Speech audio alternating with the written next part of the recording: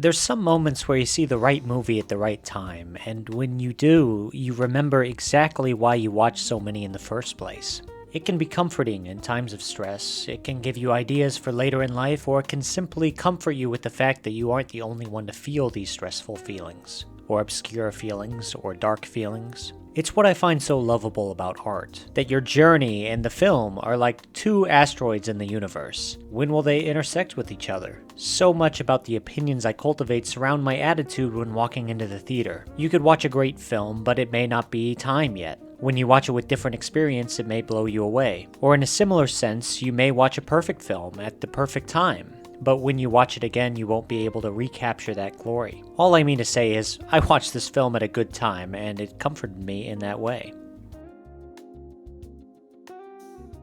Sorry Baby is the story of a graduate student who tries to navigate life after a horrific event rips them from their normalcy. It mostly centers around a series of different times in which they are impacted by this event, and most importantly, their relationship with one of their best friends as she goes on her own journey through pregnancy. When I was writing the synopsis, it was difficult to pin down exactly what was going on because it's not one of those movies with a linear plotline. It has a more mature style of writing, one that focuses more on the emotional state of the character than it does with creating a narrative that's too small for real life anyway. It's closer to how we experience the world, a series of memories floating in our head as if we're living in three different eras at the same moment. It's not a new style of writing, of course, but it's one that encapsulates our experiences, and for that reason, it'll never go bankrupt. From everything I'm aware, this is Eva Victor's directorial debut, and I'll tell you it didn't feel like it from the look of this movie. There's a lot more than two different ways to direct a movie, but sometimes it's easier to think of it in two ways. For one, there's making a movie as a means of capturing emotion, as opposed to realism. By this I mean films that don't exactly try to capture a moment as it was, but more so in a way that is interesting to the viewer. David Lynch, Quentin Tarantino, Wes Anderson, these people all make films like that. On the other side, there are those that try to strip humanity down to its bones and ground ourselves in the human experience that we acknowledge every day. Both of these styles have merit. They've produced incredible films. I mention this because Victor was so good at crafting this narrative with a firm hand, and yet expressing themselves in ideal moments which tied it together like a bow. It's difficult to ride that line if you're going for realism, because if you go a little too far, you sacrifice what the actors are giving you, or the mise-en-scène as a whole. Specifically, the event which this story centers around, I felt was handled in a way where you feel all the emotion without submitting to gratuity. It was also crafted so that the actors had a chance to shine. And shine they did, because these performances gave the kind of nuanced impressions that fit in a story like this. Everyone was good. Everyone was certainly good. But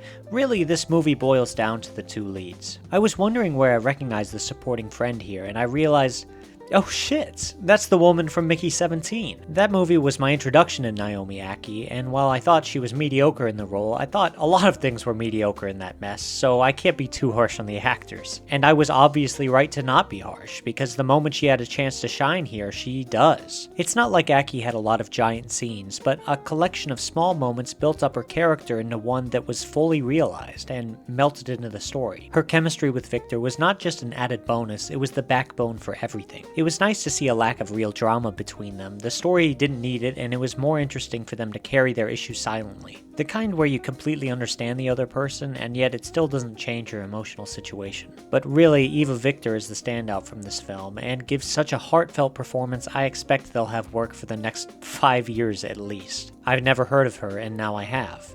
There's a before and after to it, in a way I haven't felt since watching Florence Pugh in Midsummer 6 years ago. They probably won't end up as big a star as Pugh did, that's not something I'd ever roll dice on, but the amount of talent displayed is there. It's only a matter of priorities. Since they've directed this, it's hard to know where they'll go next in their career. Usually the star in this case would favor direction. Who's to tell, but for the record, they were probably an even better actor than they were a director. Victor was able to convey pain in a way that encapsulated her dread and forced her to keep going. Moments in which she was deflecting were especially well done. She was capable of displaying silent distress naturally. Also, in many ways, what I look for in an actor is personality, like how do you show yourself on screen? Some actors are wonderful on a technical level, but they don't have a unique element which separates them from a crowd. Victor, I could tell, put a lot of their own personality into the part. It helps that they wrote it, because you can tell they knew exactly which mannerism to pair with each set of dialogue. Their awkward, human behavior was easy to empathize with and allowed you to comfortably sit with them, metaphorically. Also, I'm not sure if this is technically a positive, but I just find it neat to see speech cadence and slang from my generation interpreted on the screen.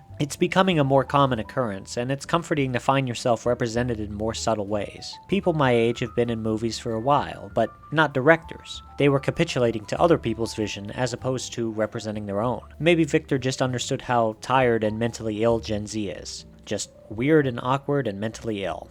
Give me that every day of the week. As I mentioned previously though, I appreciated the structure of the movie even if on a scene-by-scene basis, the writing was probably the weakest element of the three major categories. It was natural and poignant, really interesting ideas at times. No doubt it's good writing, but in some instances certain characters felt like mannequins for the author to shovel ideas into. They weren't really people as much as they were blank canvases. Situations were set up mostly for the main character to talk about her feelings, and they didn't feel entirely natural. A scene at the courthouse reminded me of this especially, as well as most conversations with Kelly McCormack's character. But in most cases, it wasn't very bothersome because the ideas expressed were interesting, or at least performed well, and it was easy to root for the character. You can tell the act of writing this was personally therapeutic for Victor, and I'm always an advocate for writing for therapy. Many of these belly of the whale moments worked well anyway, in particular a moment with the shared sandwich captivated me more than anything else. As far as technical elements go, I could have used a little more sauce, but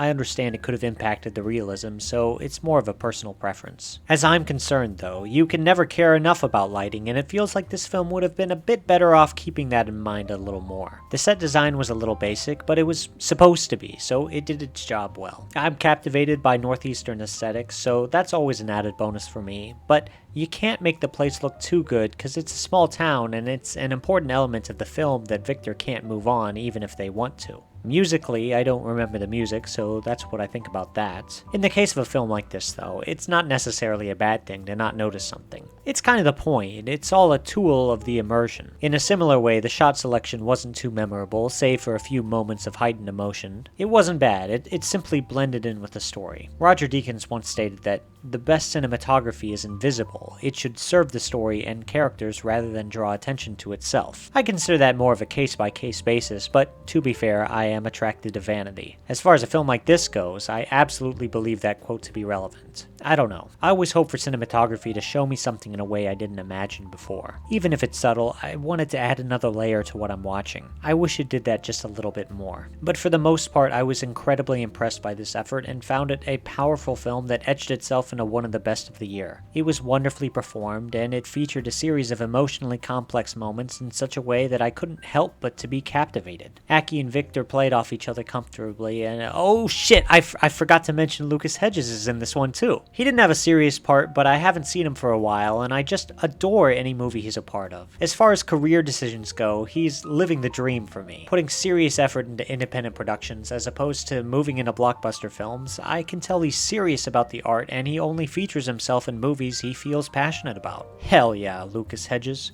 You are the real deal. Also, if I had a nickel for every time I watched him come too fast on screen, I'd have 2 nickels. Which isn't a lot, but it's weird that it happened twice. My king loves to bring representation where he feels necessary.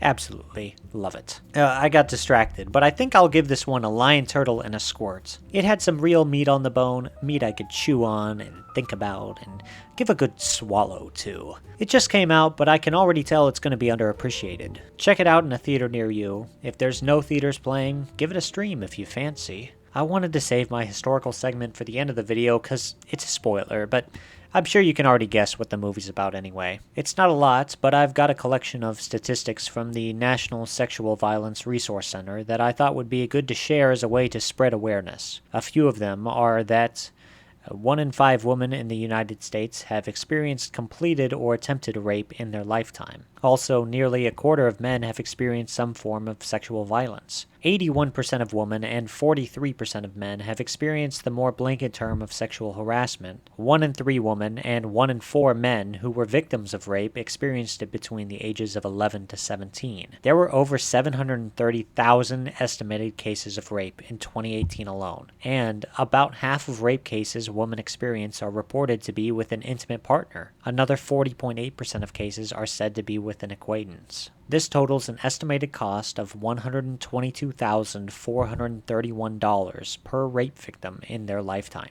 So, fun segment, right? We all know rape is horrible, but it can be influential to see the statistics right in our faces. Knowledge is a weapon, so it's good to use it. But anyway, I hope you enjoyed my review. It's great to talk about a movie I really love, because I know I classified myself as a hater in the Superman review, but that's not really true. It doesn't feel good to shit on a movie, for my own personal reasons and selfishly because I don't like the conflict that comes from not liking something. If you too are nervous about conflict, go ahead and subscribe to my channel. Click a like and shoot me a comment whenever you can. If you do like conflict, don't do any of that. I dare you to disagree with me. But if you're gonna do something, maybe have some banh mi for lunch. That's what I'm in the mood for, anyway.